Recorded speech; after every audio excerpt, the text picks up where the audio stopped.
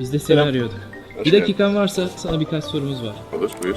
En iyi yaptığın yemek nedir? Yumurta. Bugüne kadar yaşadığın en heyecanlı an. Baba olduğumu öğrendiğim an. Eğer bir sporda dünyanın en iyisi olsaydın bu hangi spor olurdu? Rally ya da motosiklet. Süper. İzlediğin en iyi film hangisi?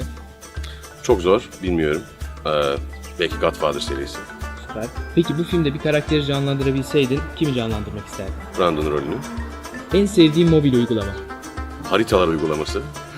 Peki o zaman en iyi okuduğun tekerlemeyi duyabilir miyiz? Al şu takatukaları takatukacıya götür. Takatukacı takatukaları takatukalamazsa takatukacıdan takatukaları takatukalatmadan al da gel. Gitar mı piyano mu? Gitar. Gitar. Bir gün mutlaka gitmeliyim dediğin ülke hangisi?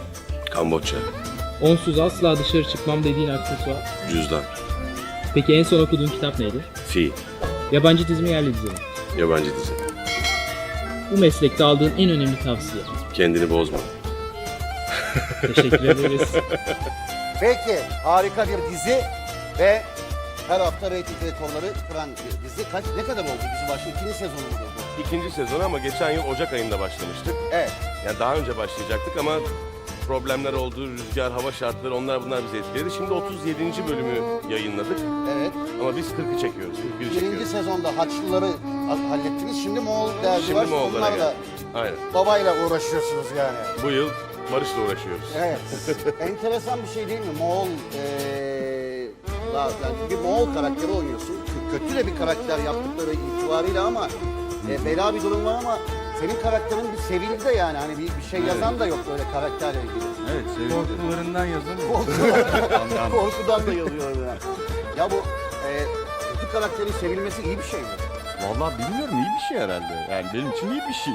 Ben ne bileyim normalde bizde mesela mafya olur dışarıda da adam onun gibi olur bilmem ne olur. Hani daha kötü düşünürler onun için falan filan hani hep böyle bir algı öyledir. Senin gerçekten herhalde oyun kattıklarınla, oyunculuğunla o iş başka bir yere geldi. Bilemiyorum, ben oynamaktan çok keyif alıyorum. Çok sevdiğim bir rol. Keyifli, çok sevdiğim. Bakalım, bilmiyorum. Diriliş Ertuğrul'u izliyor musunuz arkadaşlar? Evet.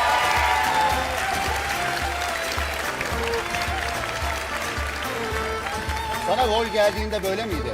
Rol sana, aslında bu hep ortak bir soru da. Rol geldiğinde böyle miydi yoksa sen bu adam biraz daha böyle olur deyip içine koya mı rolü yolda mı hallettin? Vallahi ilk işte görüşmeye çağrıldım ben. Ondan sonra bu sezon Moğol istilası olduğunu öğrendim. Dedim ki tamam, ben yani Moğol'da talibim. Olur. İşte çalışmalar başladı Temmuz'un 10'u gibi. Yaklaşık 2 ay falan bir eğitime girdik. Orada işte her gün sabah 8'de 9'da çiftliğe gidildi. İşte attı, kılıçtı, kalkandı, dövüştü falan filan. O var, dil var. evet, Dilde bir enteresan bir dil. O dili de öğrenmek lazım yani tabii. Orada bir insanlıktan çıkıyorsunuz Evet, zaten. evet. Rol de kendi kendine geldi böyle. Geldi. Aslında çok da üretken rol yani. Dişi bir rol yani böyle. Çok güzel bir rol. Oynaması çok keyifli bir rol. Evet. Evet. Babacığım Gündoğdu karakteri değil mi? Gündoğdu karakteri yani ben bu izlerken yani çok net yani ara sıra izlediğim için soruyorum. Orasını daha net anlıyorum. Burasını daha net anlayabiliyorum ama Gündoğdu tam nerede duruyor? Yani ne yapmaya çalışıyor, ne oluyor diye Tam da ortada kalıyor. ortada kalıyor. Yani ortada kalıyor derken Moğol tarafında olmasıyla ilgili değil. Ama politik olarak da varlığını sürdürmeye çalıştığı için kardeşi kadar da atılgan bir karakter değil. Değil. Biraz daha durgun, biraz daha soğukkanlı olmaya çalışıyor. Ama onun da Türk damarı var, onun da azdığı zamanlar var. O yüzden biraz daha ortada kalıyor diyebiliriz. Abi yazan için ne kadar dertli bir iş Çok ya. zor iş. Çok. Yani bir taraftan tarihi çok iyi biliyor olman lazım. Bir taraftan her tarihsel şeyi koyamazsın içine. Yani bir taraftan izlensin diye süslemen lazım. Entrika koyman lazım. Entrika koyarken eleştirilere Açık çok zor iş falan gerçekten. yani hani. Veya baktığın zaman dönem itibariyle çok büyük kaynaklar da yok elinde. Yani 10-15 sayfayı geçen yazılı kaynak yok aslında. Onun dışında diğer kaynakların hepsi aslında tartışılan kaynaklar. Evet. Yani hani gerçekten öyle mi olmuş çok da bilmiyoruz. Hani bir kaynak öyle söylüyor, bir kaynak başka bir türlü söylüyor. Genel bir akış var, genel bir kronoloji var. Ama onun dışında Ortalamasını alıp onun dışında tamamen aslında o kronolojiye uyan bir hayal gücü de gerektiriyor aslında evet, yazmak. doğru. Sen ama bu işe girerken bir oturtmuş tabii bir korkudan bir tarih canım. kitapları açılmıştır. Bir ne oluyor ne bitiyor. Çünkü Osmanlı'nın bir beylik başka bir dönemi yani Aynen hani öyle. ilk dönemi. Ben Hacivat Karagöz'ü izleyen var mıydı aranızda? Çok güzel. Evet. Bir kısmına ayıp olmasın diye alkışlıyorlar diye kabul etsek bir kısım şeydir yani. Kabul. Ben çok severim o işi. Hacı Bende Ahmet çok abi. ayrı bir yeri Aynen. vardır o işin. Bence de güzel işte. Çok güzel bir işti. Gerçekten izlemeyen varsa DVD'sini falan bulursanız alın izleyin. Gerçekten çok yani Ezel Akay'ın önemli işlerinden bir tanesi ama ya bir taraftan da çok keyifli yani tarih dizisi işine yani bir Kesinlikle. heyecanlanır insan teklif geldiğinde.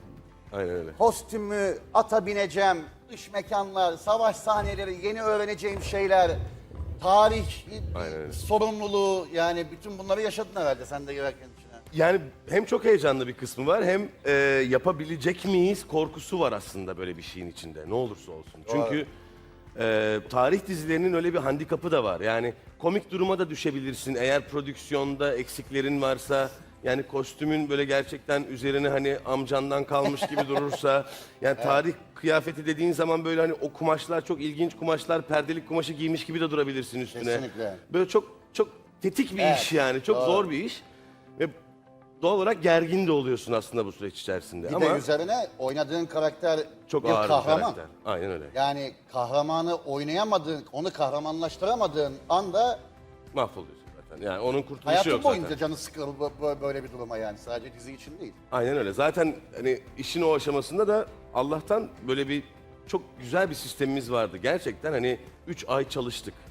Hani bu sezonun başında da hani biz geçen yıl 3 ay çalıştık, at bindik. Bütün sezon at bindik. Ve hani gerçekten hani parantez olduğumu Onu soracağım. hatırlıyorum yani. Durumlar nedir yani? Nasıl? Tabii canım. Ha? İnanılmaz yani. Bir ağrı, sızı, herhangi bir şey. Kovboyları çok iyi anlıyorum. Onlar Ya, böyle bacakları açık ilk yürür bir ya ay, yani. İlk bir ay benim için çok sıkıntılıydı. Ha? İlk bir ay çok sıkıntılıydı. At binme işi mi?